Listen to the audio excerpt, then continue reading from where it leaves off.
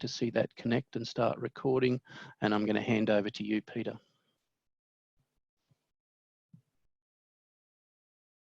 And you're going to unmute your microphone, Peter. There you go. Now I'm unmute. Everyone's nodding. All right, welcome everybody. This is our street scene meeting for April. Is this our second one? This is our second one, and tonight we've got a panel. And our guests on our panel, who you'll be able to talk to and ask questions of after they speak, are Nick Kennedy, and everyone can see Nick there, and Lou Gilbert, and Ian Brewster, there he is, somewhere there, looking in the mirror, and Marie Pantaleon. Is that how you say that, Marie, your surname? Marie's not listening to me, so that must be good. All right. But just a couple of announcements really quick, and then we're just going to go straight into it so that we can hear what everyone has to say. And as you go, have a little think about any questions. If you hear them talk about something, think about questions you might have in relation to what they've just discussed in their presentation, and ask the questions, because I'll be there for a panel for you to ask. And it might be interesting, one of the speakers, because nobody's wrong, everybody has a look at things from a different point of view. I'll get my hands out of the way. And so there might be a few varying opinions about different things. So ask the question and we'll see what we come up with. But just a couple of announcements. Everybody knows about the April theme. We're going to be running themes every month. All right. And the first one that we've had is Long Shadows. Now, Elena set up an album on the Facebook group so that you can go back through your archives, or if you're lucky enough to have been able to get out and get something new with Long Shadows in it, put it into that album, and you have until Wednesday, the 29th of April. Now, I assume, I'll just check with Wayne, that will be 23:59 hours that you'll have until on Wednesday, the 29th of April, and we will get up at 23:58 just to check, all right, that everybody's got it all in. All right, so once they're in, then Elena, because she selected the first one, will then pick a favourite out of that, and whoever is the owner of that favourite will be the next, will be the person who will pick the next theme for May. And then we'll do it all again. It just gives us something to do while we're, well, it's just something for us to do while we're at home at the moment. So I don't think I need to say any more there. There has been quite a few people already uploaded images to the album, and I thank you very much for doing that. And I look through them all the time. And I know there's more people putting some up in the next few days because they've advised. But seriously, they are good photos. They're all good. It's going to be very difficult for me to choose my favourite photo. But just to extend on that, the person who I choose will also, that photo will be the banner on our closed Facebook page for the following month. And they'll get to choose the next theme, and then they choose their favourite photo. So it will just continue like that. So we all should have a go over a period of time. And for the guests, on the tonight, you have my email address. If you'd like to be a part of the theme, the monthly theme, please email me and I'll give you the link to our private closed Facebook page so you can join in, and we're very happy to have you as a guest. We do have a few guests, and I apologise, I should have welcomed them. There's Graham. Now, I saw Graham before. I'm looking at a big screen of faces here. There's Graham Hasson. Hopefully I pronounced that correctly. Laura McDade. Laura. Where's Laura? Somewhere there, waving. Chris Marr. It's like I have to go around the room. There's Chris waving there. And John Stave. John, I can't see John, but he can probably hear us. So welcome to all of our And if we've missed any, our apologies, because people are just starting to join, and our list on the side is getting longer, so we can't see without scrolling. All right. Now, the next meeting we're going to be having on, and it will be on Zoom again, is on Tuesday, the 12th of May. And that will be again at 7:15 p.m. And we have a guest speaker, and that is Sean Newquist. And he'll be speaking to us from Germany. He was going to be speaking to us at the club in May or thereabouts, but obviously he can't get here. So he'll be speaking to us from Germany and he'll be talking about what he's been up to in photography in recent times. And he'll be doing a live critique of images that will be submitted. Now, Elaine will send out further instructions in regards to the submission of those images on or about Wednesday of this week. So you can start having a look at that. And then if you submit an image, try and get to the meeting, because you'll be able to have a discussion possibly about your own image with Sean while he's on the screen. So that's what we've got planned for May.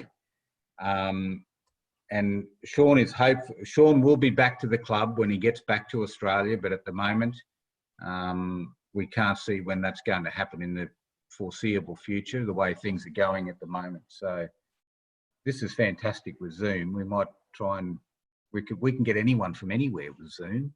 It's great in their lounge room. All right, they were my only announcements, unless there's other, I don't think there's anything else. So what I'm going to do, well, what we're going to do now is we're going to go straight into our discussions from our panel guests. And the first guest that we have is Nick Kennedy.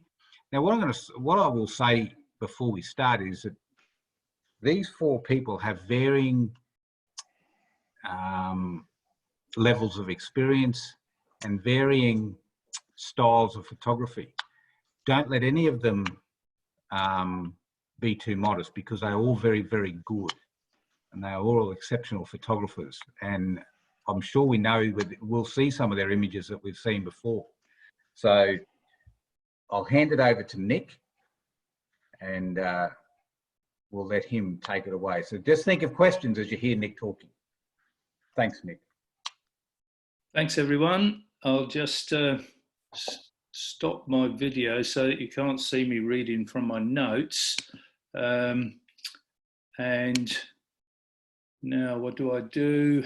Oh, Michael, help me. Share. Share. Yep. Okay, here we go. And play. Next step is to put on my timer.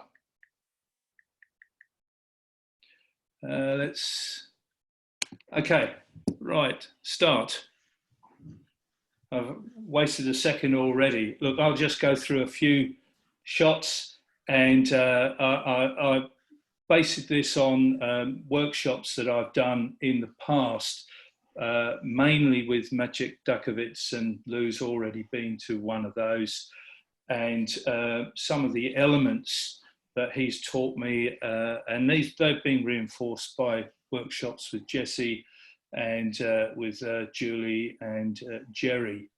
I'll try and point out the content elements, the composition elements, and the light elements that I see, and some of the problems that we can face when we are trying to capture that elusive twist that Maciek often talks about.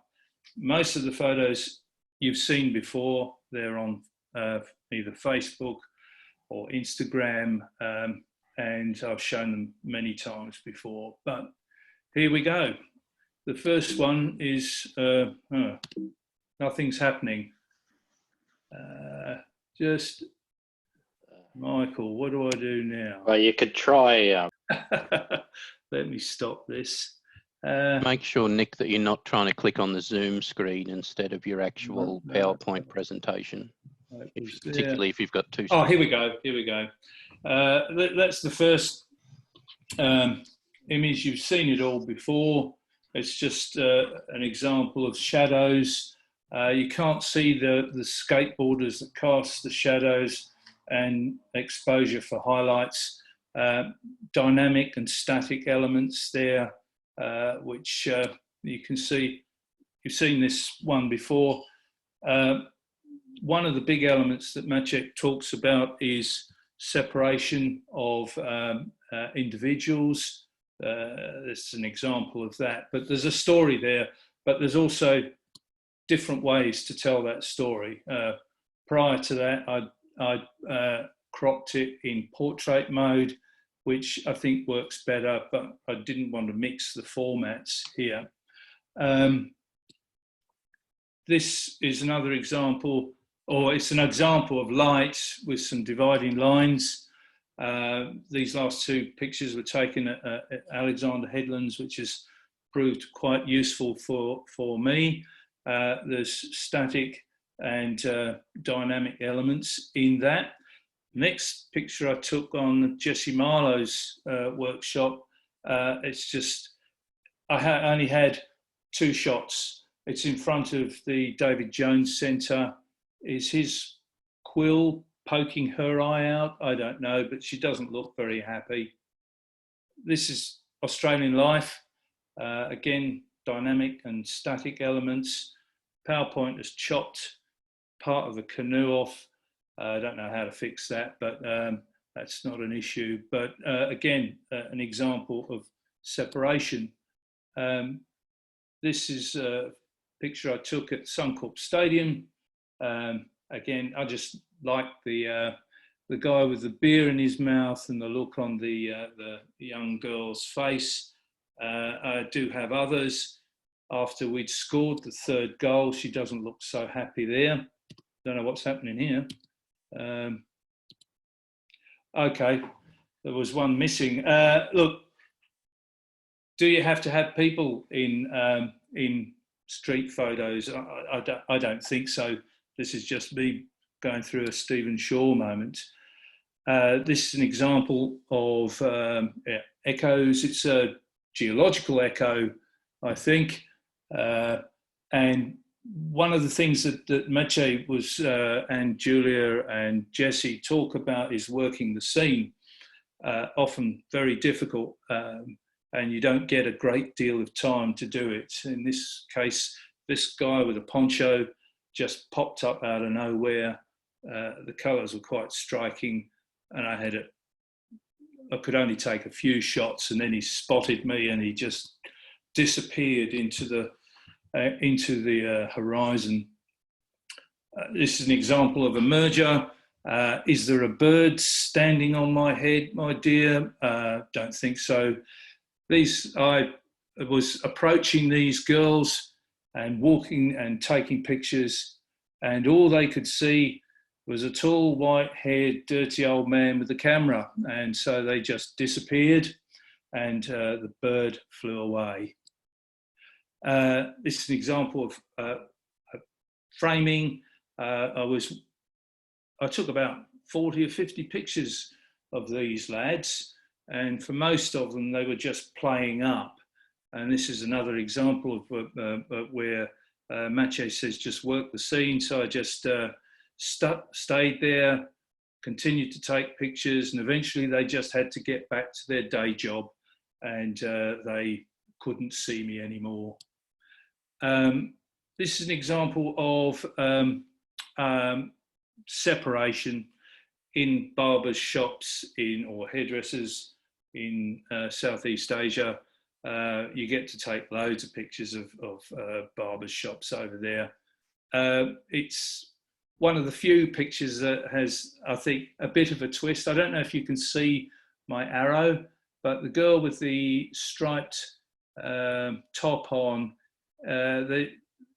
she's looking into her own, she's having a conversation with somebody else on FaceTime, and you can see that that's not her face. You can see her reflection on the other side. So maybe a bit of a twist. Echo, uniform, bored expressions, a bit busy in the background, but there you go. You don't get everything.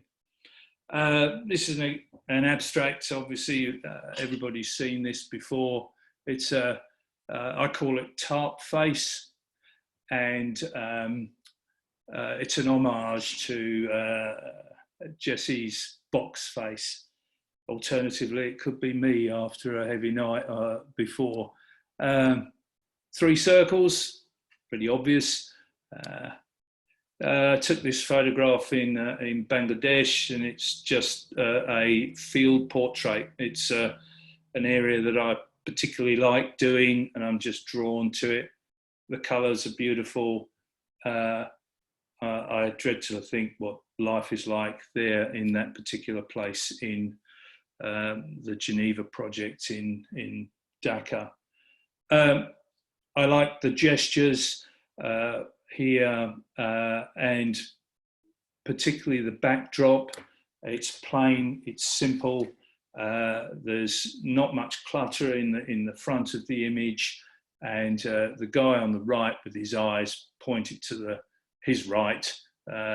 It's just bizarre.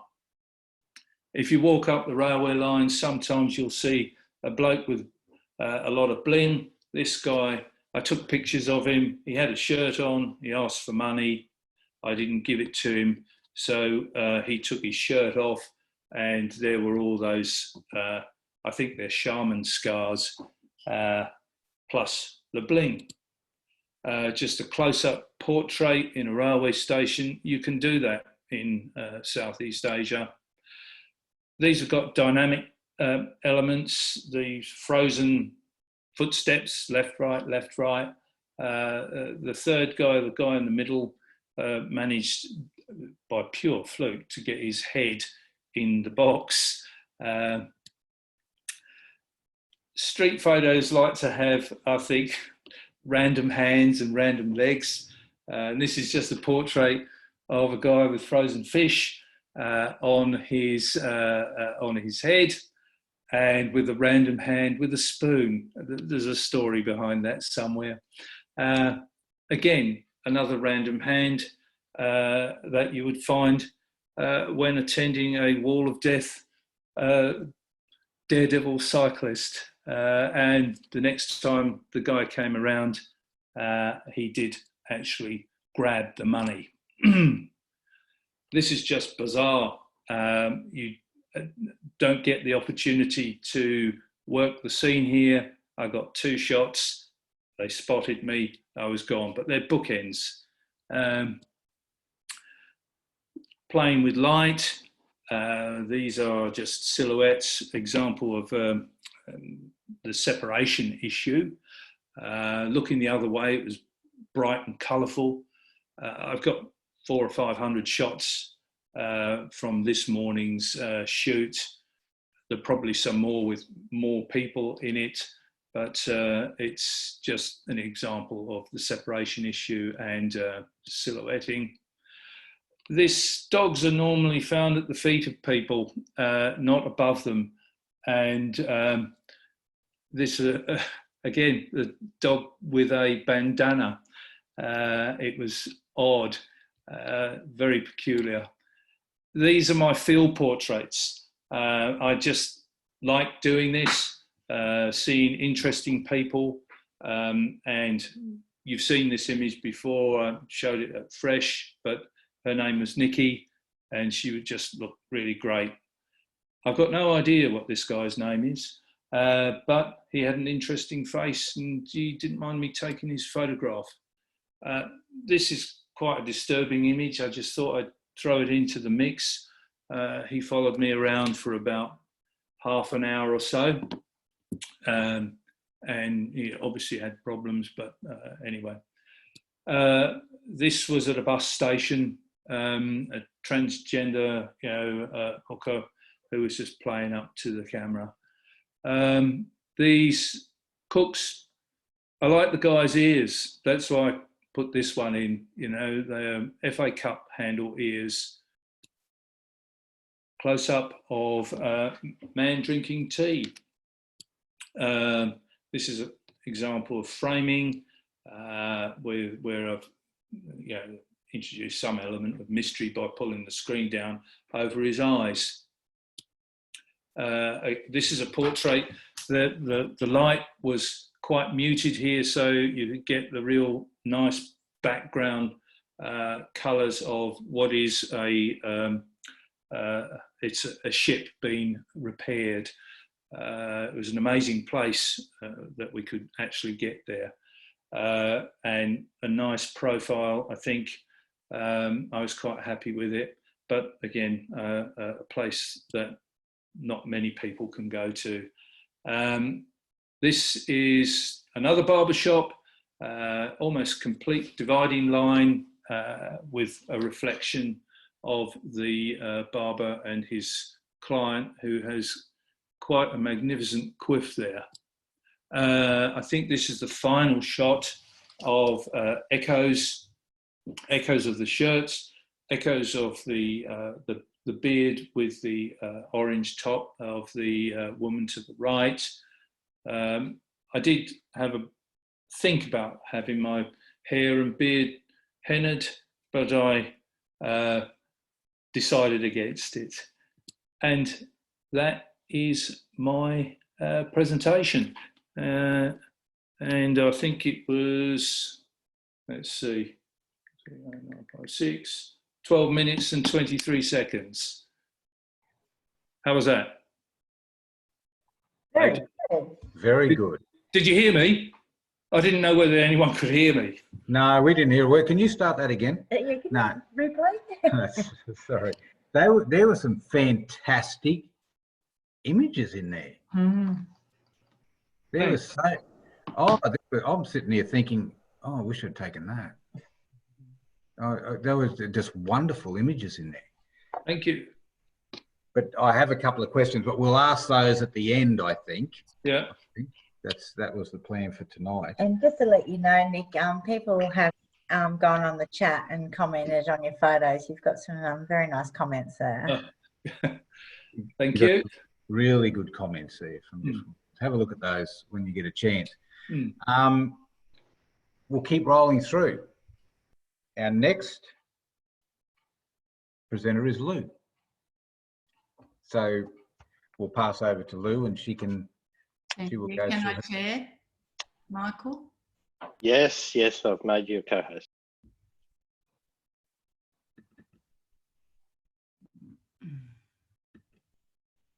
Look, do that again.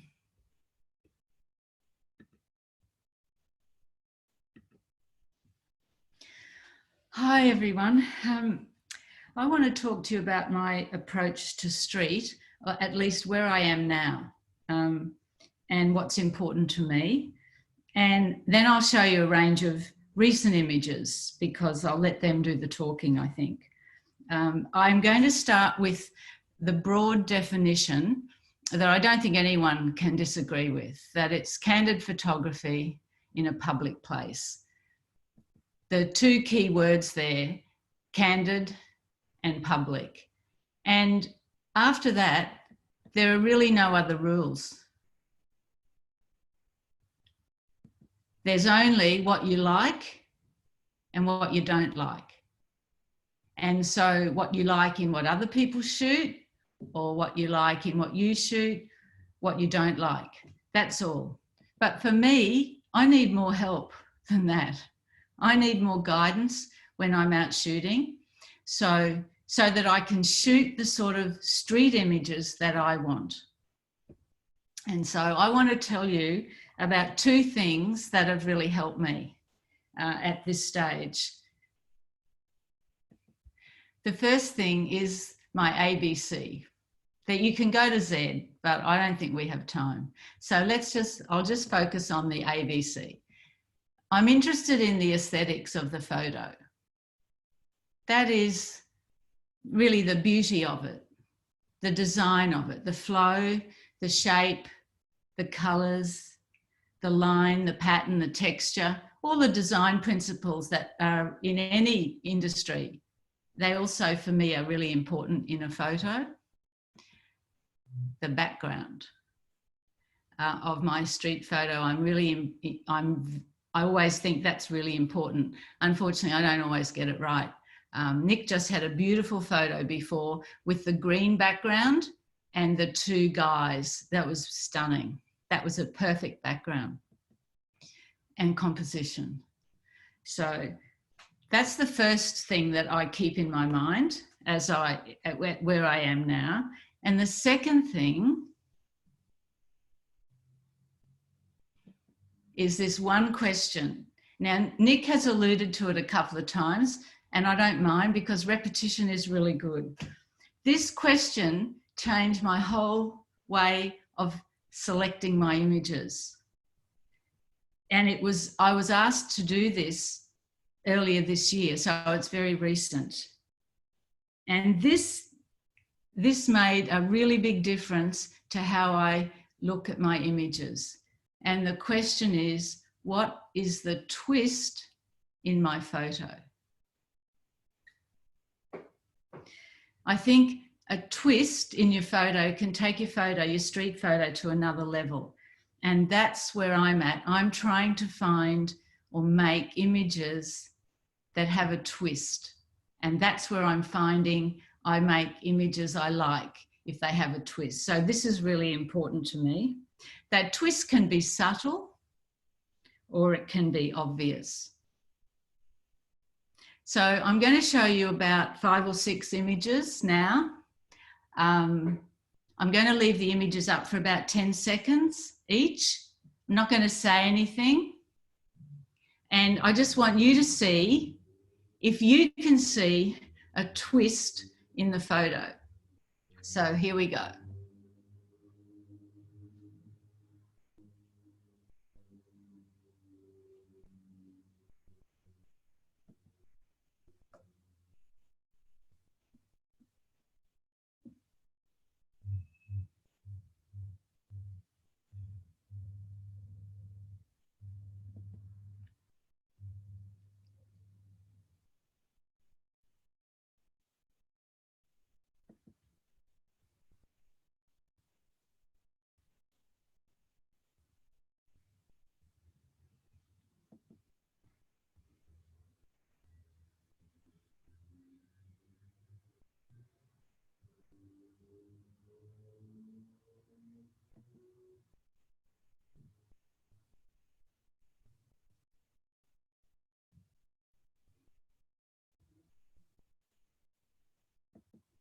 Okay. I'd love to ask you, but it's just not possible with this format. Okay, so the twist. I'm not going to talk. I'm just going to put up some of the words that to me make what a twist could be.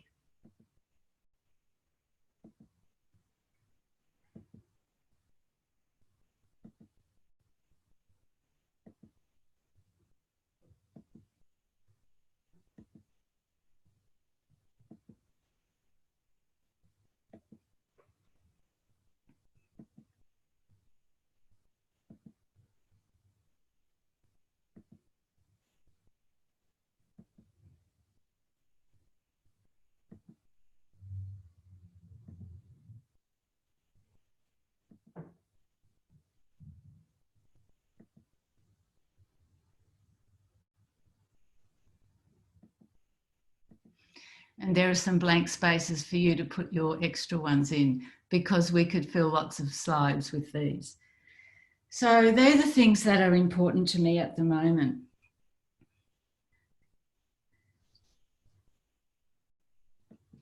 These are some more images now. And I wonder if you can, that I took in the last few months, and I wonder if you can see what element I'm featuring in them.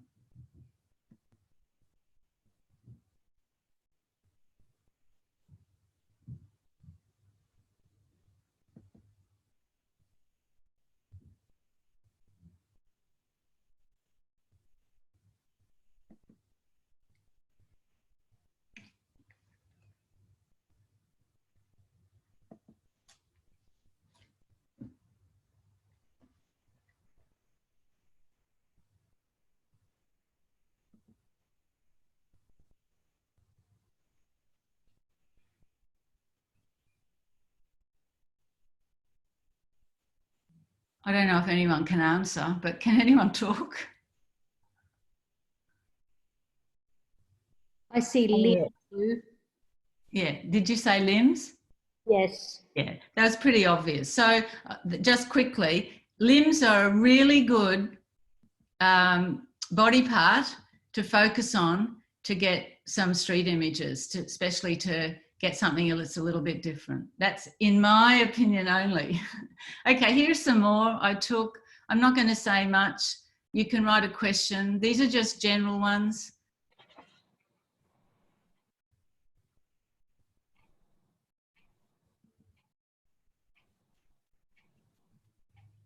Again, think about the twist. Mm.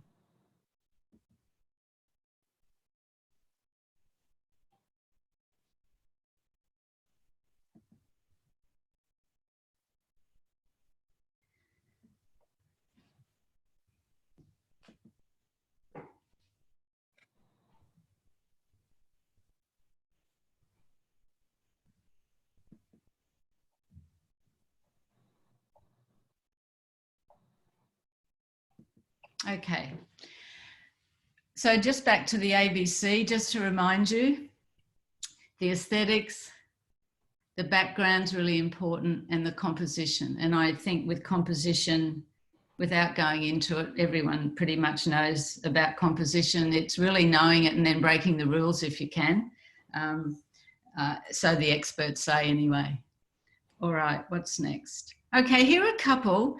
I would say that the twist might be mystery, but I could be wrong there. So just have a look at this one and see what the twist is.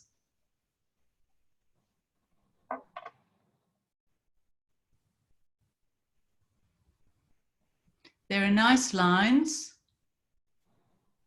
lines and lines, but this is actually a person. Oh, you might have seen that. But when I look at it initially, I don't, because we know that our eye always goes to red. That we know that about street photos or any photos. So the eye goes here. And I've seen people have said, well, what's this about? There's nothing in it. But that actually is a person there. So here's another one that might be mystery. I don't know. I took this in January. Yeah, that's good. Good, Lou. I can see it. Yeah, so I didn't notice this, but somebody, when I posted it, suggested that this was like a dragon breathing. Yeah, I see that. And it was at New Year. And I'd like to say I planned that, but I absolutely didn't. I took a few photos of her, and most of the time she was in full view, an old lady. She was gorgeous. And then suddenly all the smoke went up in her face. It was Chinese New Year, and she was obscured. So I thought that became street. Otherwise, I thought, well, maybe it'd be social documentary. But I think it's street. And I think there's a twist. That's my measure now. Is there a twist? There's Okay. a Hindu god from the eyes and the long trunk. Yes. Yeah, okay, good. See, it's great. Everyone has their own interpretation. All right. I'm not sure what's next. I've lost all my... Okay, so this is a question I always ask myself because, like I said earlier, I want my photos to have a twist, and I want to shoot street, but often I don't. I don't have a twist. So I would say it's social documentary. And that's a very personal opinion. What I would say is that street is subjective and social documentary perhaps is objective. I don't know. When that was explained to me, that kind of made sense. I like the subjective nature of street. It can be interpreted in different ways, whereas social doc, for me, there's no twist. Anyway, I'll show you a couple. This is, fortunately, you'll be very relieved to know, these are the last few. And I really like these images, and I was intending to do street, but I wonder if they are actually social documentary. So you decide.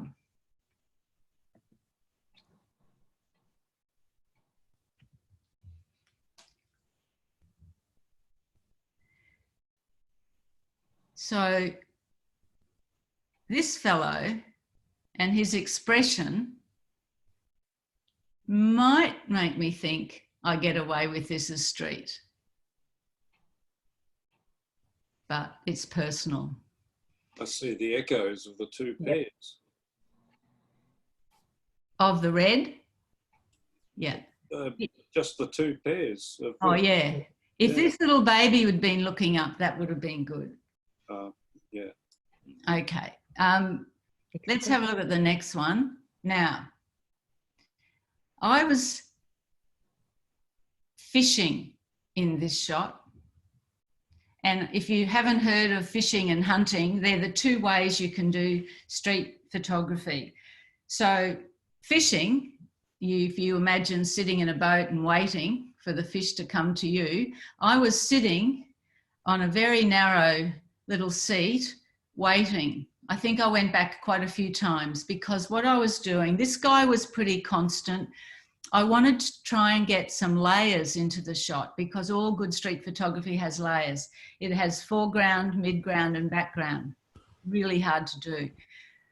But this was the best shot I got of it. And I am sorry about the top of the bananas, but it was the best one I got. So I was fishing here, and I think you fish for a background and you hunt for subject matter. So I was doing a little bit of both, but I was stationary. So is there a twist in that? I don't know. I think it's social doc. We'll see. Now, I really like this photo. She was on the street. I took lots of her, but this was the very first one before she started to recognize what I was doing and change her expression. Now, I love it as a street portrait. It hasn't got a twist, but I love everything about it. So maybe it's an environmental portrait, and I think maybe certainly doesn't have a twist. So I'm up in the air, but I really like it. I guess that's all that matters in the end. And my very last image, I think you saw it at the beginning. I raced over to this shop because I love the patterns. I went crazy on another day shooting all these geometric patterns, abstracts, not street, just abstract play. Did it with my phone, with my camera. And then one day, another day, this guy was sitting there, and that's how he was sitting. I thought I would get him, capture him before he looked. He looked, but I got one shot away, and I really like it. And I think partly I like it because of the orange. And so I'm very attracted to colour, and I love the background, but there's no twist. To me, it's a nice street portrait. I think I would also say that in conclusion, for me, a good street photo shouldn't have to be explained. It should either work or not. So, thank you. Thank you. Thanks, Lou. Again, there's some fantastic photos in there. I wish I'd taken some of those again. But Lou's given us a few things to think about there, a few different views. She's put up contrasting views to different things. So there might be some questions there that people may have. You might not necessarily agree with Lou. Lou doesn't expect you to agree with everything she says. But have a think about it, and there might be a good discussion there, if not tonight, at other times as well. Have a think about some of the things Lou said. I've written down a few things here because I found them very interesting. I won't go any further. All right, we'll keep going. This is fantastic. Our next speaker tonight, I will just let everyone know, our guest for May, Sean, has snuck in the back door of Zoom. All right, and he's sitting down in Germany, eavesdropping tonight. Just don't tell Sean we know he's there. Thanks for turning up, Sean. It's great to have you here. Now, the next our next speaker tonight is Ian Brewster. So Ian is going to show us some of his fantastic images. Now, we know Ian gets out a lot, and some of his quirky images are very entertaining. I think they reflect his quirky, witty nature. We really enjoy them. But I'll hand it over to Ian. Well, I think I'm here. No, I'm not. What have I done? Stop the share. I need to get my program up. Whoops. Go up there. Play. And now you should be seeing a grey screen. Is that right? No, Not yet. Oh, it's on the way, I reckon. yeah. Whoops. No. Back to share. Yeah. Share. Right. Oh, there we go. Okay. I think. Now we've got a grey screen. Yep. Yep. Okay. Well, again, it's amazing how we come up with the same title, Nick. My take on street photography. There's a few elements in this, and I'll proceed on as we go. This is a quote from Elliot Irwood, obviously. To me, photography is an art of observation. It's about finding something interesting in an ordinary place. And I've found it has little to do with the things you see and everything to do with the way you see them. And the other one that I haven't actually got here as a slide, but is very relevant, I think, from Henri Cartier-Bresson, which is that sharp focus is a bourgeois concept. And I think you can use that in street. So how I see street photography, the first quote there is a result of Lisa Kurtz, who's one of our fabulous mentors, and she squeezed this out of me for the event that we had over at Camera Pro. So if you take the street as a stage, the people are actors with roles yet to be explained, and the story is to find the unusual in the usual, which is a sort of an echo on Lou's comments, I think. But also, I think sometimes the stage can be the subject, and we don't have to have people. It can be objects. The street can be any public place, and I like to make an image that I like. Oh, excuse me, I'll just turn an alarm off. There we go. And as Lou has alluded to too, there are a number of ways you can divide or categorise street photography, and that's a sample really, because there are many ways you can split it up. Some of this arises just from the mentors that we've been exposed to. The quirky is and the echoes and splits very much as a subject that's come from Lisa Kurtz. Pictorial and light by design is something that's come from Tom Oliver and Adam Young, or Adam and Co, as he calls himself sometimes, and also obviously objects. So here's some of the quirky ones. Change this. Whoops, we go back. How do we go back? Need to go back. There we go. So quirky, yes, that's using the background to reflect the subject in that case.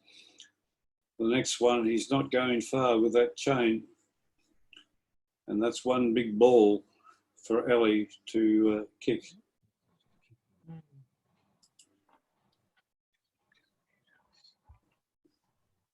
People in fluoro work gear don't usually have a lap. The next one is a dog it's our dog, and she's very stubborn. And if you had to take the shine off something, that's what you'd see there.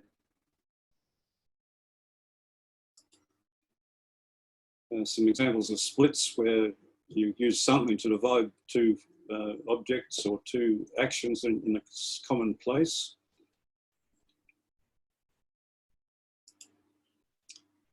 And then we get echoes where, well, I hope they're obvious.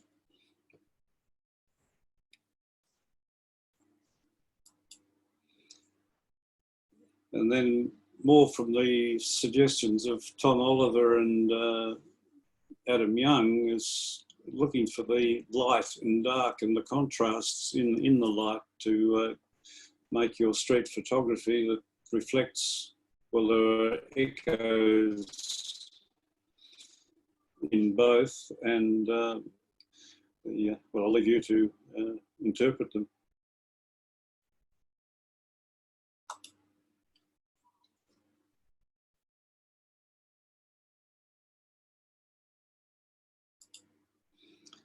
And then if we get to objects, we can again get some quite quirky situations, or just a controlled, we're seeing something in the street and it just becomes a sort of a fine art or artistic photograph.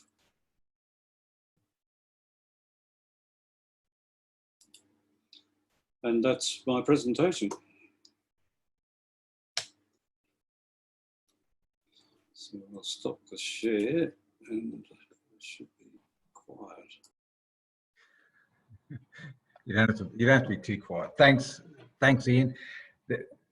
Some very cleverly seen images there that a lot of people, including myself, will just walk past. They're fantastic. All right. Think of some questions for Ian as we go. Now, our next presenter is Marie. Now, I see her camera's off and her mic's off, but I'm sure she'll be back in a moment. No, I'm here. I was just... So let me just get my ears on and turn my... Now, presumably I can share... Can you hear me? Yes. Okay, terrific. So presumably I can share my screen easily. Yes, you can. There we go. And let me just go to... Oh, wait, before I do that... Oh no, where's Zoom?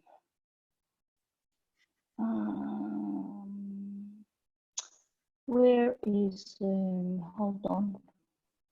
Don't worry, Marie, we can turn off your camera if that's what you're looking for. Oh, yeah, I was. Yeah, I was just trying to make it easier. Okay, we'll do that for you. Thank you. I've done it, I think. Okay, so really my street journey, I guess, has been a fairly recent one. I started doing street photography as a special interest since rejoining, I should say, BCG and the street photography special interest group. But really, I mean, I've enjoyed photography for a long time, and I have taken images on the street for travel. I've traveled extensively, and I've enjoyed images on the street in various places because they give you a sense of place, they give you a sense of the people. This is an example of, a street image in Cuba, and here the children really caught my eye. They had this strut as they were going down the street, and listening, before I even knew what I was doing aesthetically, I was looking for images that had that kind of aesthetic feel and that interest and that depth that Lou talked about. And I guess you kind of develop your own eye as you go along without even knowing what you're doing. And travel is great for that because it creates situations that are interesting and novel, and you want to capture it all. And so these are examples of the sort of street photography that I would do when I travel. And this is even before I knew what I was supposed to be doing. And what street really meant. And I actually struggled with the concept of what is street photography back in my own, environment. So it's easy for travel, as you can see, light and shadow and capturing what people are doing and giving you that sense of place in a foreign place. So when I joined street photography, the special interest group a couple of years ago, I was lucky enough to have Lisa on my very first outing. And this is the first image I ever took. And we were sitting there on a corner in Adelaide Street, just up the road from the Brisbane City Council Library. It was raining. And I could hear Lisa going, look for oddities, look for the absurd, look for colour echoes, you know. And, you know, all of a sudden, she's, look, right there, you know, and I'm pointing the camera and I'm shooting. And it just happened. All of a sudden, you know, you see these things that happen that you wouldn't normally notice. And there's this person walking by holding a shopping bag over their head so that they don't get wet. And again, you know, further down the mall, you develop this eye for seeing the odd, the absurd. And, you know, there's, you know, somebody walking by with a bucket. The trick is, of course, to get them dissociated from the people around them. And so you have to position yourself in order to do that. And the text associations, Lisa was big on looking for text and making these associations. And here I am outside Hungry Jack's, and there's this fellow wearing this, you know, tiger beanie right next to a bin that has feed me next to it. I wouldn't have noticed that before, but, you know, it's having that instruction that really helped me see what I needed to see to make my images a little bit more interesting and a bit more gritty, I guess. But I still struggled with the concept, okay, but really, what is street? And I guess I came across a definition that, not unlike what Lou suggested, which was about how private lives intersect in public spaces. And because I spend a lot of time on the beach, I see the beach as a uniquely Australian public space. And so I do a lot of beach kind of street. And this is just one example of what I call Sunday morning chic. I don't know what this woman was doing dressed like this at the beach, but it was there. It sort of unfolded in front of me. And it's interesting to see, and there are funny elements that come in the image, like these Yamba, you know, Sunday morning swimmers that are here lining up for the Sunday morning handicap swim, and they're all tall and limb, and, you know, they've got their Yamba bums on, and there's, you know, the timekeeper, short and stout, and on the other side of the flag, creating a little bit of humour in the scene. But I kind of like that.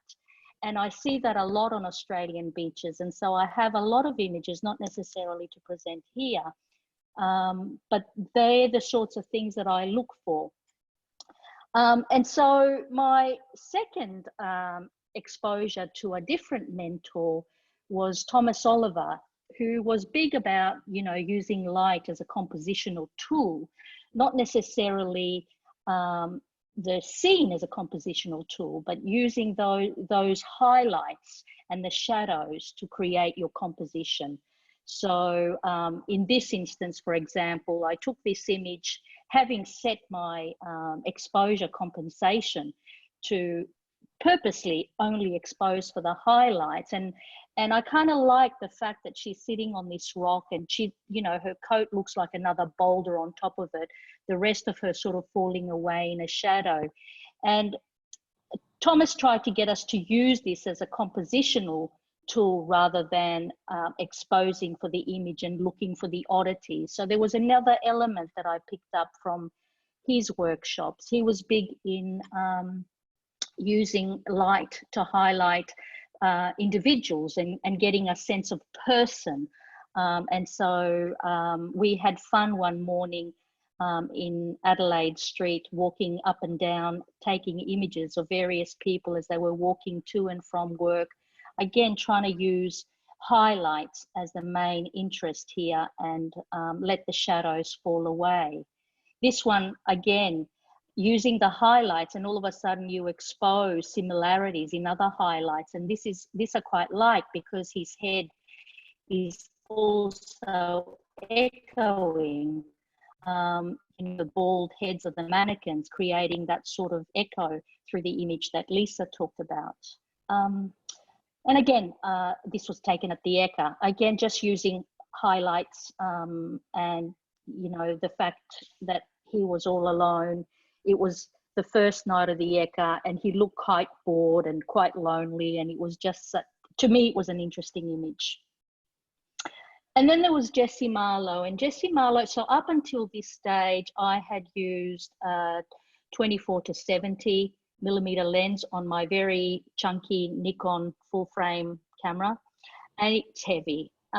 Jessie Marlowe changed that for me in that he wanted us to use a fixed lens for his workshop. He, in doing that, he wanted us to create cohesion in our images. And he got us to think about, one, dropping away decision-making in what lenses you're going to use to capture your image, and two, define your objects. And the object was, for that particular workshop, was a theme on hats. This is before we got to hats though, where we just went out and he talked about setting the stage, creating the stage, and then either waiting for a subject to walk into it or follow the subject until it's that fishing, hunting exercise that Lou talked about earlier. So it's about setting the stage and seeing what evolves. And we did well, I sort of like the idea of maybe using reflections on a shop front mirror to try and do that and see what sort of play I could get there. And there's a couple of examples here of, you know, how that sort of played out. And I like this because you had these reflections here, and you also had, you know, the advertising banner inside the store looking like she's kissing passengers as they walk, walkers by as they walk past. But it was the first sort of, I guess, for me, was that first sort of attempt to sort of set the scene and let that scene evolve into something. His hat, the hat theme was something he sort of suggested we do for the day, and in fact made us try and figure out images with hats that we could present at the end of the day. And it was interesting trying to find interesting ways to present hats. And this particular image of shadows, I snapped only because the shadow work suggested that there was another elbow here that just didn't, it was odd. But it was the hats that I was looking at and trying to capture hats. And this particular image taught me something very powerful. I followed this woman. I liked the colors that she was wearing. She was well dressed. It was through the riverside markets. And I wanted to get her in dappled light, or light where I could just highlight her. And Jessie talked about following your subject to where the composition unveils itself, or the light is perfect for it. And I followed this woman through the South Bank markets until she got into a position where I really liked the light and snapped. To my horror, the image wasn't sharp. And that's when I learned the other powerful lesson that Jessie talked about, which was never shoot street at less than 1/500th of a second in order to have sharp images. But having done those 3 workshops and having had the experience of getting rid of zoom lenses and sticking to a fixed lens, which was the 50 millimeter lens for the Jessie Marlowe workshop, I decided to go with a lighter camera than my heavy chunky Nikon and go for a fixed lens. And I've taken to a small 28 millimeter fixed camera lens. And these are some examples I've taken since those workshops, mainly on my last trip to South America and Antarctica. I haven't got any Antarctic images here, but this was taken in Sydney. The airport's back here. We were just staying at Botany Bay, and I was walking one morning and I was just snapping away. We were there during Mardi Gras. This just another street image again with a 28 millimeter Most of what I show from here would be with a wide angle, but this kind of appealed to me. It was this mother nursing her baby while waiting at the lights, the delivery and takeaway sign in the background, that merger of text and actions, which kind of talked to me at the time. Using the 28mm makes it challenging if you want to get close-ups of people. So during Mardi Gras, I found it challenging, although it's easy in the Mardi Gras environment, but nonetheless, I found myself shooting from the hip a lot and using a fixed focal length and getting to where I thought would be approximately the right distance away and shooting blind, hoping that, you know, things will turn out. And this was the result of those experiments. And there are many others, but that's the one I'm going to show you tonight. In South America, I found the wider lens great in big open spaces. It meant I could take advantage of places that, like this train station in particular, which was particularly beautiful.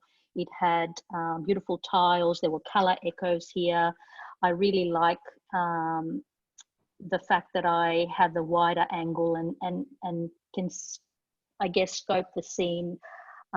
It's aesthetically pleasing to me. It's the lights, the reflections, the colors.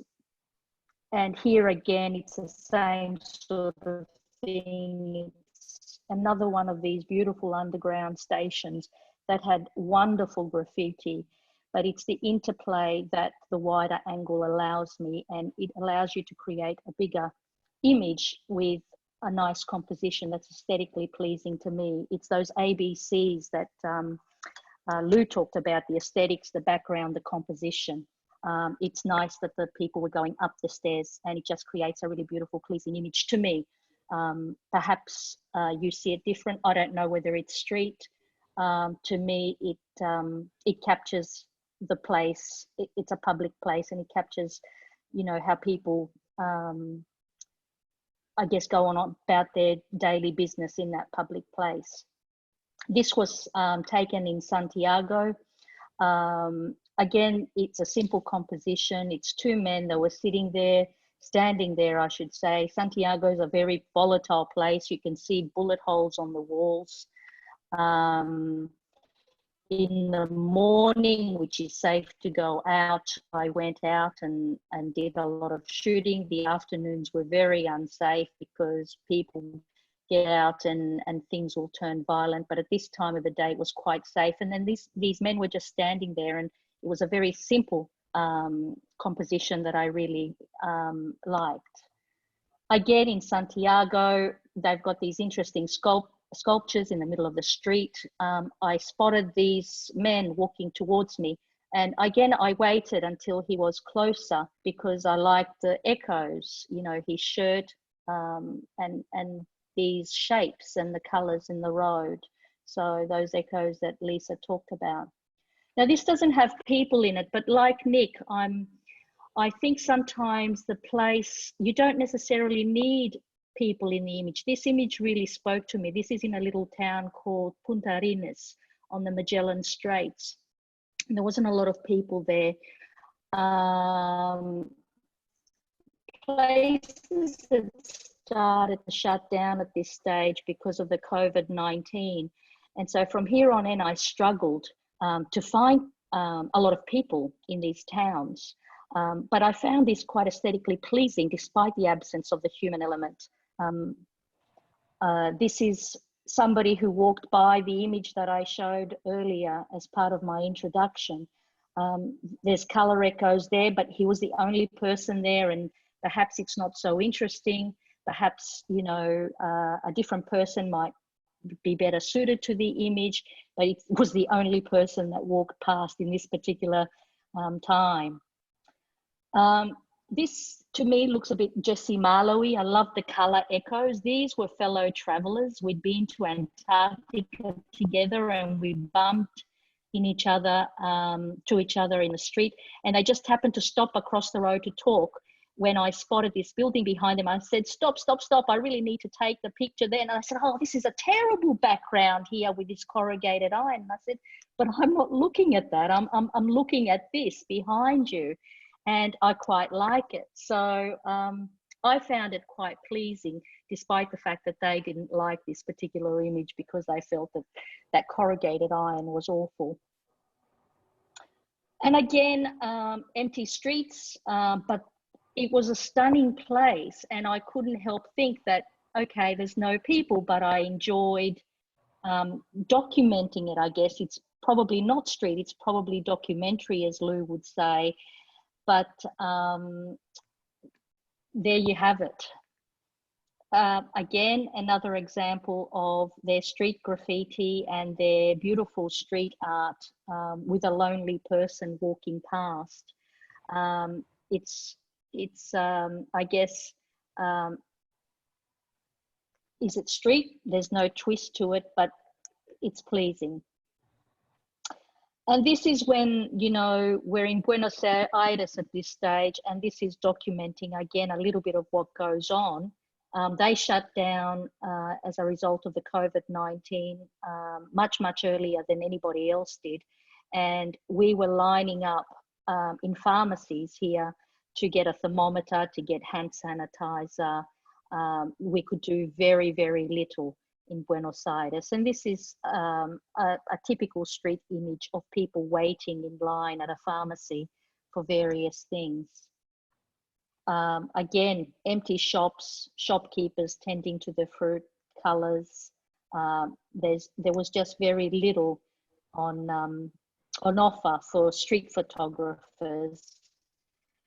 And this one is just another pleasing image to me, but it's the color echoes, it's what she's wearing. It's very typically San Telmo, which is a region in Buenos Aires.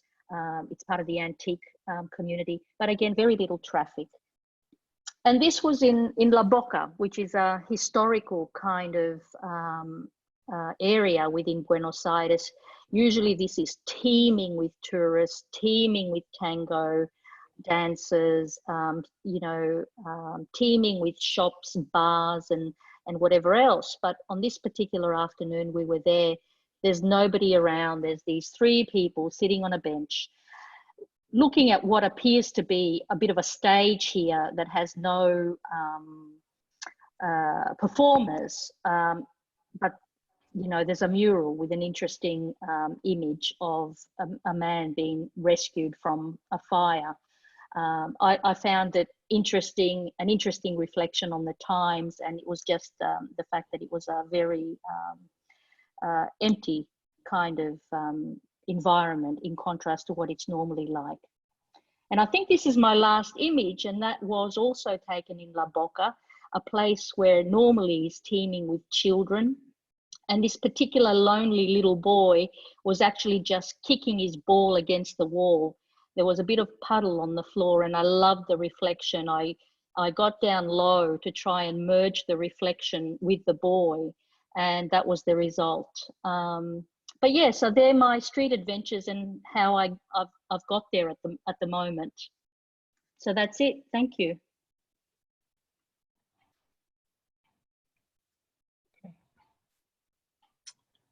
Righty. Thanks, Marie. Again, there's some great images there, and thanks for the way you explained how you started out in street photography. Now, everybody, these four people who've just spoken to us are now our panel. So if you've been thinking about it, or if you've written anything down, we're going to have them as a panel, and you'll be able to ask them questions. Now, I'll just look at Michael and Lex. How is the best way? Can I ask the question of Marie? Sure. Marie, did you go to the Boca Juniors, La Bomboniera? No, when we unable to start video. Sorry, I can't start my video. When we got to Argentina, when we got to Buenos Aires, all soccer games were off limits. They'd shut down everything. There was no museums. I got accosted in the piazza, in the main square in Buenos Aires, in Plaza de Mayo. by 2 policemen who wanted to know why I was out and about with my camera. And I understood. He said, why aren't you in quarantine? And I pretended to not understand and smiled and nodded and managed to get away. But within 2 days of us being there, and in fact, on the day we were leaving, everything was in complete lockdown and tourists were being guarded by guards in front of their hotels. So there was very little for us to do. Cool. Okay. Everyone's unmuted?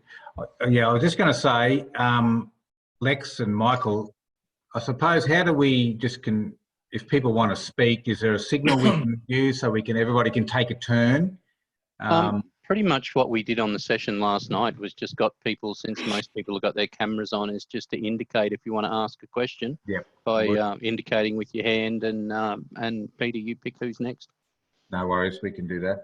So has anyone got any questions of our 4 speakers tonight? If you haven't, I've got some. I can start. Oh, Chris Marr down the bottom, I can see his hand up. Yes, Chris, you'll have to turn your mic on. I was just going to ask Nick, that shot Nick took of was it a Vietnamese policeman? That was very courageous of you getting so close. It was a very busy evening, and Lou would know this, that Maciek enjoys beer, and he knows where all the cheap places are. So I'd had a few beers, and yeah. Because they can be quite threatening, those Vietnamese police, and I just think getting a camera so close to a policeman. Yeah. They were looking the other way. All right.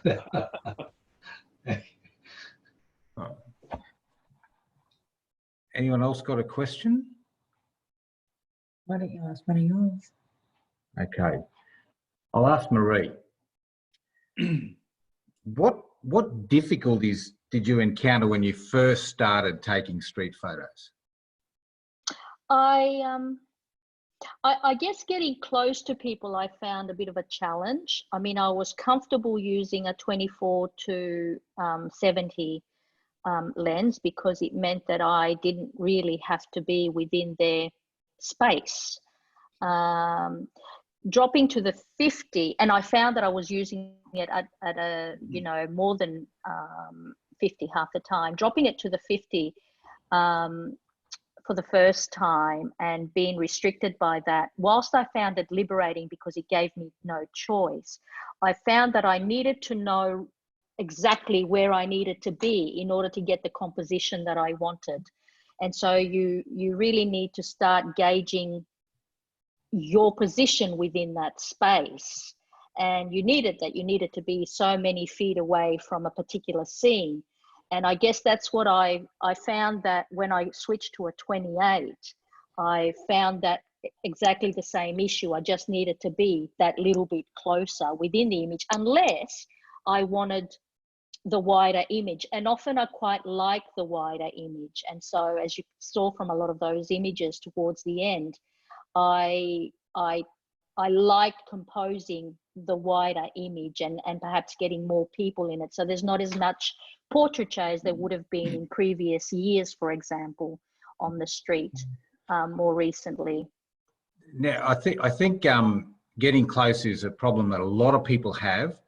Do you find that your confidence to do that grows the more you do it? And if you're forced into it with a fixed lens, has your confidence grown now to Oh, absolutely. So what I've taken to doing, I started doing this when I was in Sydney in Mardi Gras. I found that what I was doing is I was setting my focal distance to manual focus at about, I don't know, a couple of meters away. And so I just made myself gauge how far away roughly I was, and just shooting instinctively without focusing, without trying to focus, and just shooting knowing that, you know, it will be roughly in focus.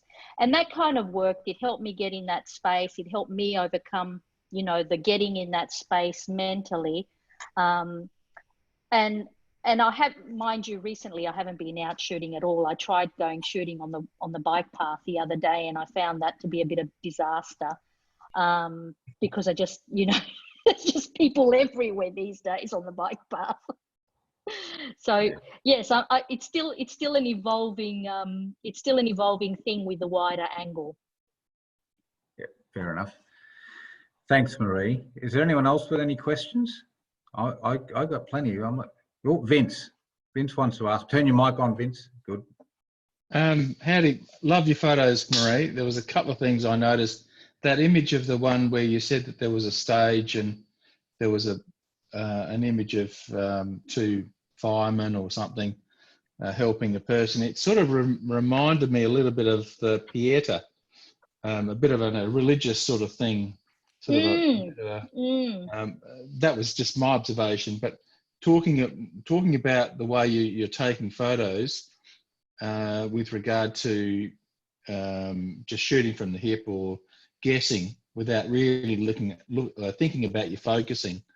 Are you looking at using a high, like an F8 or an F10 or an F11, so that you know you've got a lot more depth of field, a lot less depth of field? Is that the right way to say it? You've got a bigger space to get your images in focus, so you're not worrying about that. You're just focusing on composition and where you're sort of placing things. Is that what's happening with you now? Yes, absolutely. I would typically not shoot at less than maybe F8 if I'm doing that, depending on the light, but I like to shoot at about F10, F11. Because I've noticed a lot of street photographers tend to, they don't generally worry about the depth of field and out of blurring and all that sort of stuff, which is traditionally what a lot of photographers do. Now, I think with street, I think a lot of it needs to be in focus. So they use the F11s and that sort of stuff to sort of really work the image and try to bring in the background, is what Lou was saying, is thinking about the background and creating that sort of all-encompassing thing. So is that what you're doing? Yeah, I like to do what Lou talked about. I like to have, if possible, it's not always possible, obviously, but I do like to have a foreground, a midground, and a background. And I'd like to have all three elements possibly in focus. Perhaps if the background's not too critical, I might blur that out in favor of the foreground. But in that particular image, I wanted that background to be sharp. So it would have been, and I would bump up the ISO. So I might, you know, bump up the ISO to about 800 to get that if I needed to, judging on what the light conditions are. So yeah, thank you. The magic images, Marie. You've done a great job. You're a great photographer, and congratulations. There's some great work there. I think you obviously got an eye for scenes and people, and well done. It was excellent work. Thank you. Thank you. Any other questions, or will I ask another one? Perfect. No one's seeing their hand up. All right, Lou. You talked about elements and, well, it was the limbs. Remember, your limbs were featured in those one group of photos. Do you plan what sort of elements you're going to take before you go out, or do you just take what comes and then decide to go with something after you've gone? Does that make sense? Yeah, look, sometimes it does help, because I always find it really hard to find anything, really. It does help me if I have a theme in my mind, even if it's a colour, or limbs are easy because you can get up close and you're not in someone's face, so you can get hands and feet or elbows and whatever. Other times I'll just go out and see what's around, because background's so important. Yeah. And what do you prefer to do, to fish or hunt? Well, it depends on the day. I was thinking about that. When I go fishing, it's a bit tedious sometimes, just waiting and waiting, and so I tend to hunt, I think, mostly. Right. And it's also about the light. You know, I'll be more likely to fish when the early morning light or late afternoon light, because there's just an opportunity to get half a head in and the rest is dark, or you get someone without a head looking for something. So look, it depends. So when you say that, and I know that people will go out and they'll take a lot of photos in a day, do you think you've failed if you don't get a photo in a day? No. No. No, not at all. But if I didn't get one in a year, I'd be a bit down. Yeah. I probably would too. I sort of aim for 10 to 12 a year, good ones. Yeah. I think I read something the other day or heard someone on an Instagram live interview. He's very good. And he says, if you get 1 out of 100 street, you're doing well. And the other 99 are lessons to be learned. Perfect. Actually, if I may add to that, Jesse Marlowe said that if he gets 5 or 6 really good images in a year, he's really happy. That I think that's something that is encouraging, because people can get very, very discouraged. If you go out for 2 or 3 hours and not get anything, that's not a failure. A friend of mine who does weddings, he doesn't get it, because if he didn't get a good one in 2 to 3 hours of wedding, he wouldn't have a job. So he can't comprehend that sort of what he would term as a failure rate. But it is. That's, if anyone new, don't be discouraged if you don't get something in a couple of hours. I had a conversation with Maciej Dakovits, and I asked him that question when we were in Hanoi, and he said that he got 1 or 2 photographs the previous year, and he shoots a lot, doesn't he, Lou? It was 1 or 2 per 100,000 shots. Wow. That is 0.000. However, having said that, his bar is an awful lot higher than mine. So yeah, the strike rate is low. And it is what it is. That's because your composition is moving. The light is changing. It's hard, or I find it hard anyway. I saw Lex put his hand up, but I was just going to say that's the nature of the beast. Yeah. But anyway, Lex put his hand up. Yeah, I was just going to ask Nick a question. There was the question before about being courageous and taking the shot of the policeman, etc.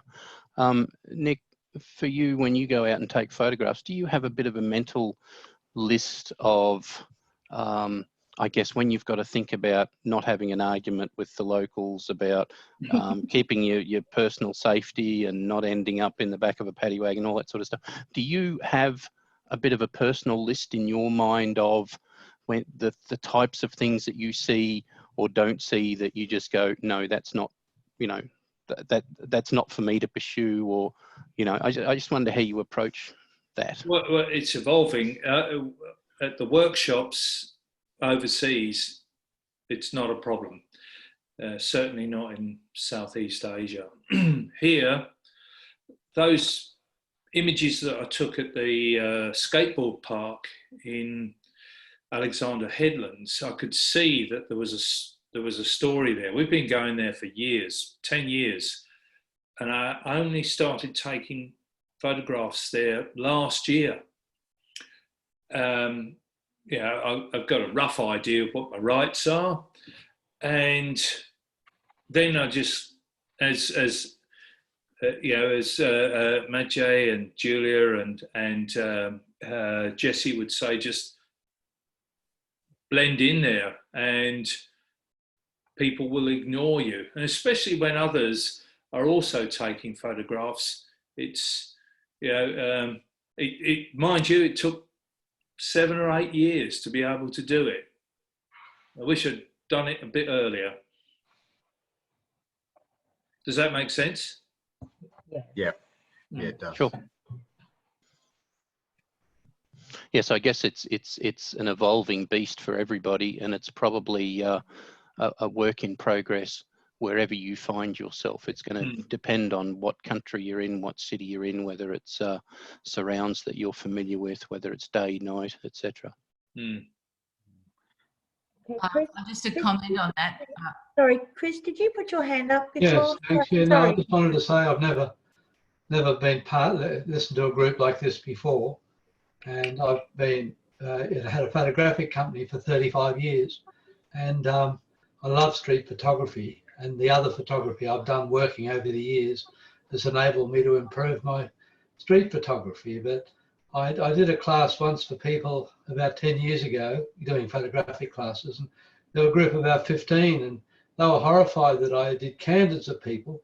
And one lady said, "Oh, don't you ask them?" And I said, "No, when you ask them, you've lost your shot." And it's just lovely. I'm very impressed with the quality of all your work. And I just think it's great to see so many people unafraid to take shots, to candid shots like you do, and to see so many others who love it with a passion. So well done. Thanks, Chris.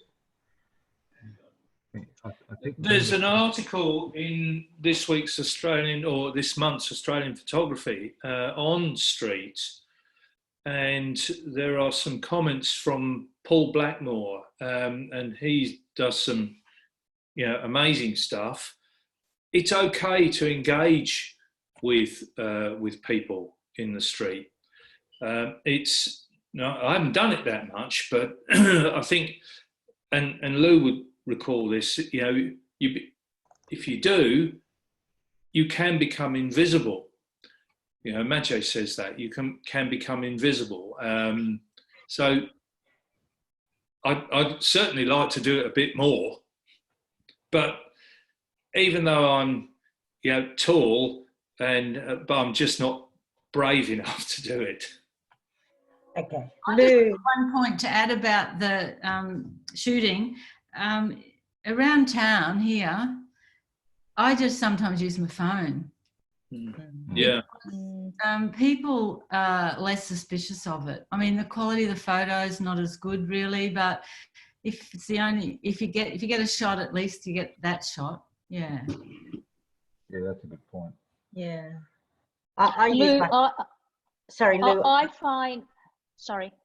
Lou, I use my phone a lot. I'm starting to use it more and more because it's always with me. And particularly when I was catching the train and walking from the stations, well, I don't walk around with my camera, but I use it a lot. And you can get some really good shots. So, yeah, I use it a lot, don't I, Peter? I found switching to a wider angle better for that, because with my Nikon and my 50mm, I mean, it's just such a chunky setup that people do get intimidated by it. But having a smaller, lightweight, rangefinder type camera, it's less obtrusive and certainly less conspicuous. So I find that easier. Marie, what I do is, and I did it overseas a lot. I do it overseas a lot too. If I've got my mobile phone, if I want to take something and it's there, I actually put it up and pretend I'm text message, but I'm actually taking photos on silent. Oh, okay. Yeah, it's a little trick Lisa Kurtz taught me. That's cool. I do have a question for Ian. Okay. Don't look stuck. And the reason I ask this is because, Ian, you cleverly see things. And I've just noticed it. But so you seem to have taken to it like a duck to water in some respects, and you probably sit there and think, I haven't been doing this long. But so what was it that attracted you to street photography, and what drew you to it, and how did you come to do it so naturally? You seem to do it naturally. Well, that's news to me, I guess. My first exposure to it was going on a workshop with Lisa, because I'm fairly new in terms of experience with photography as a real serious hobby. So it was just an area of which I knew nothing about, and went with Lisa's workshop down in West End, I think it was. And I think I have a bit of an odd characteristic that I'm a bit, sort of not susceptible to emotions. So I probably don't read people terribly well, and which perhaps makes me a bit intrusive, but without them me realising it. Well, can I go a bit further then? I'm certainly always looking for the quirky after I've realised that's, as Lou has pointed out, that's really the twist or the quirkiness, what I'm interested in, and trying to find that. But I certainly don't go out on a workshops or things with any fixed ideas. It's a case of just whatever turns up. Yeah. Now, fair enough. Well, having said that then, so you've been doing it for a little, you seem to, well, you've taken to it like a duck to water. Are there any tips or advice you'd give yourself if you started taking street photography over again? Is there anything you'd do differently, or are there any tips and advice? Does that make sense, that question? Yeah. Well,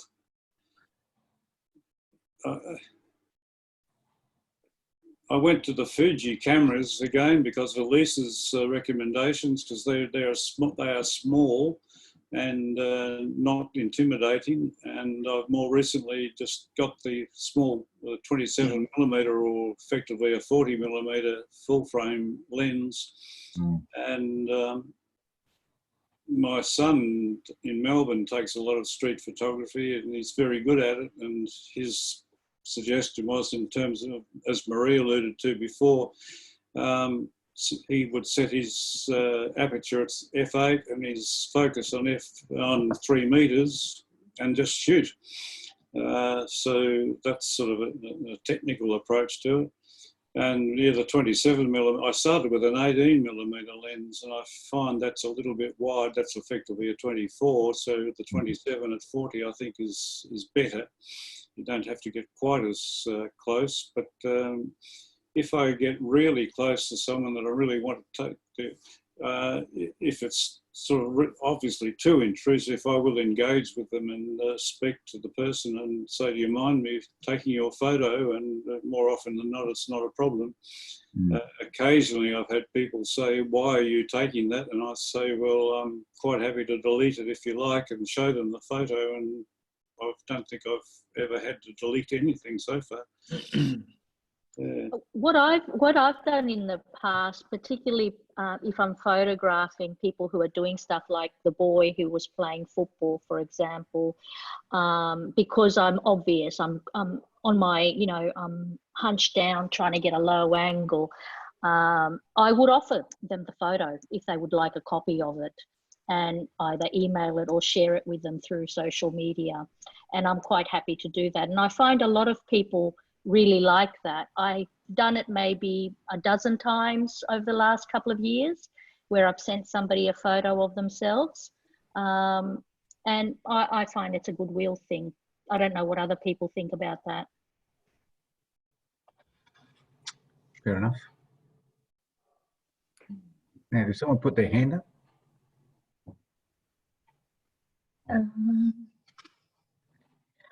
Oh yes, Laura. Laura did. Laura, can you take yourself off? You're on mute. Can you unmute? Yep, I'm right. I have a question about 2 photos. One is Nick's with the fish, and the other one, I think it's Marie, I'm not sure, with the 2 cars, or red and pink. How do you make those photos so shiny? I do all my editing personally in Lightroom. And so I, follow the work panel. I don't normally do anything other than the basics. So and these days I don't even touch the shadows. In the past I would, you know, play with the shadows to, you know, to decrease the contrast in the image, or, you know, expose correctly. But I don't even play with the shadows these days. I might bump up the vibrance a little bit, and I increase the sharpness. I use my sharpness sliders and do that. But I try to avoid a lot of heavy editing. I have a full frame sensor, or for that image in particular, I had a full frame sensor. So there's a lot of detail there. But I do very little other than the basic highlight, shadows, brightness, and sharpness. Thank you. Nick, what do you do with yours? Fish? With that one, very little, almost nothing. I may have straightened it a little bit, but no, it was shot in natural light. It was late in the afternoon, and yeah, very, very little processing. Yeah, they really glisten. Oh, well, they were. That was how they were in the field. Yeah, amazing. Thank you. They also smelt quite strongly. There's a lot of them. There were. I noticed that, Nick.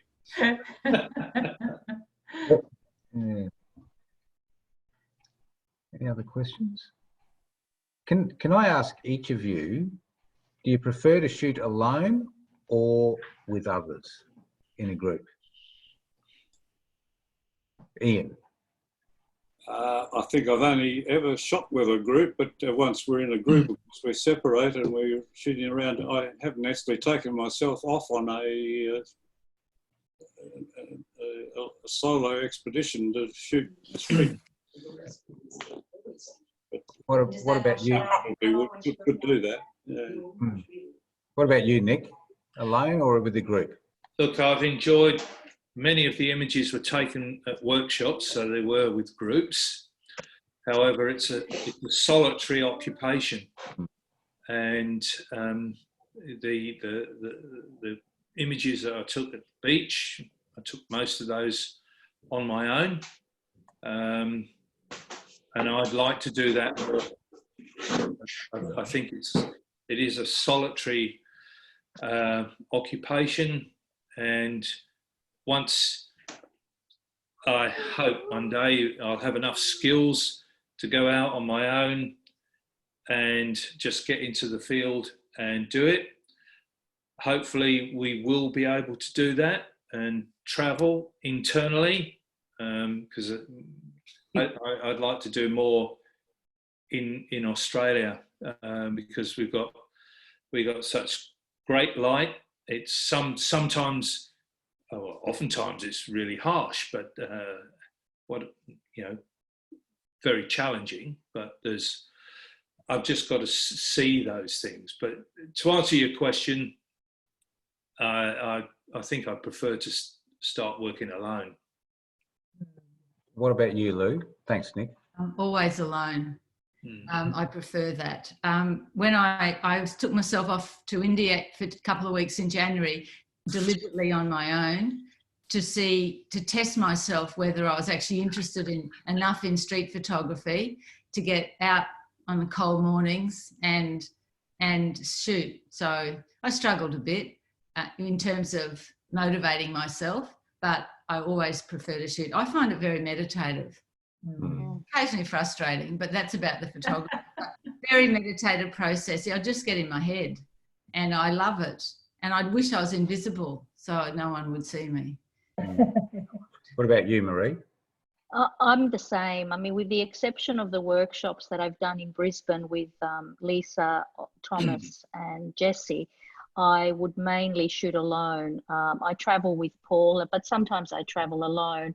And if we're together, we shoot, but we shoot different things. And I often wander off and, do my own thing. And, in Cuba, for example, I was traveling with a group of girlfriends who were not photographers, and I would often wander off and do my own thing. And I found that much more meditative and much more personally satisfying.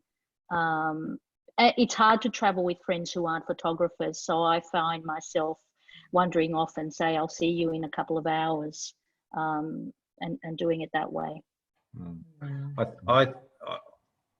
I think when you're alone, you can get into a zone and the world around becomes a stage, and everybody, even people, become objects, and you can just zone out. And I think if you're part of a group, you're more intimidating as well. I think you can interact. You have different interactions as a solitary worker, as a solitary photographer, and you can engage your environment. And I find that, you know, a smile and an interest in what people are doing gets you far more acceptance, and you get away with photographing more than you would ordinarily. I think if you've got someone else with you, you sort of tell them to bring their biggest camera, because then they'll become the target of other people. And you've got... That's right. Paul tends to use a zoom, so he's useful like that. He uses a 70 to 300 because he doesn't like getting up close. And so I tend to sort of hover at the sidelines, and I'm completely unobtrusive. Even when I'm on workshops, I tend to go off on my own. You know, when we've been given some sort of drill or, you know, exercise to do, I always go off on my own to take my photos. And some of my best shots have been on workshops, you know. So I think you do a bit of both on a workshop, don't you? Because they do send you off. That's right. Workshops are great for focusing you, and actually I've enjoyed them for that. And all three that I've done, they've been in Brisbane. I found that they focus you and they give you guidelines. Like Lou says, I'm a little bit like Lou in that respect. When I first started, I needed those guidelines. What am I looking for? What should I be doing? How should I be? What are the tools available to me? You know what makes a good image in terms of landscape and portraits and all that sort of stuff. But when it comes to street, that was a totally different ball game. What I've noticed about the presentations, each of you tonight, you all touched on the same thing, that you touched on your workshops and you, the mentors within your workshops that gave you tuition and education and motivation to do what you've done. And you can see that your pictures are fantastic. I think the chat line here is explaining that well. So I would probably, and you would probably encourage all our new members that's joining or guests that I know we can't do it at the moment, but the workshops are valuable when you get started, because it does bring out your confidence. And after a couple of years, 3 or 4 years, you can get pictures like what you've shown us tonight. Other questions? I could go on a lot talking about this stuff, but we won't. Well, it was fantastic. I thoroughly enjoyed everybody's presentation. That was fantastic. It was fantastic. Fantastic. You know what, with the situation at the moment, this year was supposed to be about less meetings and more on the street, you know, and more workshops, but that isn't the case anymore. So we're going to use this tool as much as possible, because in an environment like this is also, you know, it's not just like listening to a guest speaker or, you know, and that sort of thing. We're actually interacting, and people are explaining how they go out in the street.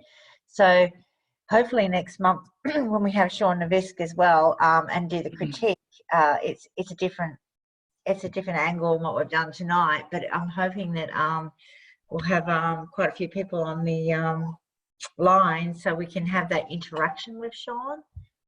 And I think it's working really well in our group. I haven't really heard too many people talk over the top of everybody, so I think it is a good tool.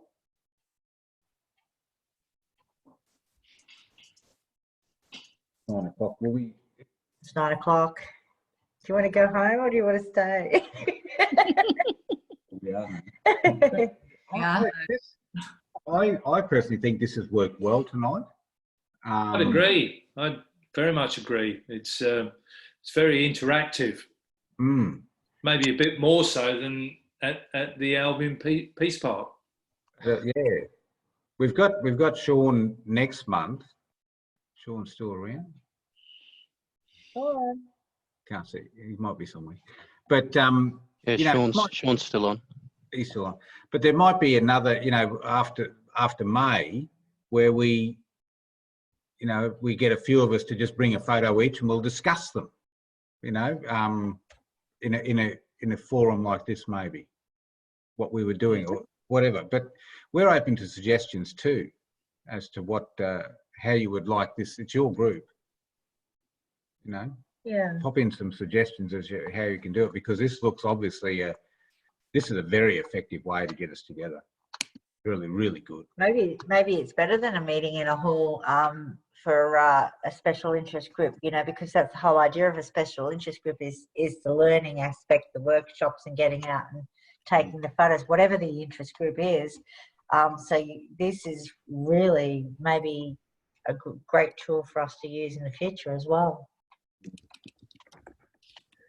I certainly think getting different people to talk about their work is great. So perhaps if, you know, next month we get another group of people talking about what they do, that'll be great too. So we do that on a rolling basis. Yeah, we can do it. Maybe we might get someone who does black and white. Yeah. Yeah, that'll be great. Someone like oh, I'm sorry. What's his name? I don't think I saw a black and white photo there. No? Anyway, I think it's a great idea to get students talking about their work. I mean, it's certainly something that I've been, you know, keen for the club to do for a little while, and I think tonight's night and last night as well, I think really shows that, you know, getting members talking about their work is something that's really interesting. I've just got Chris with his hand up. Sorry. We've been having Rotary meetings, just started, and without going out to a club, and I think that it's probably better doing that. Might continue like that. I think it's fabulous not having to go to a hall and have to buy a meal and the time taken to come home. And you know, I think what you've achieved tonight's fabulous. Thank you. Yeah, well, it's something for us to seriously think about as coordinators going forward, even after the lockdown ends, because it's a very good way to interact, and it's working perfectly. But as we said, we have Sean next month, and I will advertise that this week, and it will also be interactive. You know, with whoever would like to contribute a photo, and everybody can. And then, yes, probably the month after, Marie, I agree, it's probably another four members to do something very similar to what you four did tonight. It was excellent, absolutely excellent. And I really thank you, the four of you, for stepping up and doing it for our first Zoom meeting. And hopefully you'll do it again soon too. Okay, well, I guess we can call it a night. Cool. Thank you all for coming. That was great. Thanks, Elaine and Peter. Fantastic. Thank you. I'll go home now. Drive safely. Walk safely to the bedroom. Night. Bye. Good night. Good night, everybody. Good night. Thank you, everybody. Bye. Good night.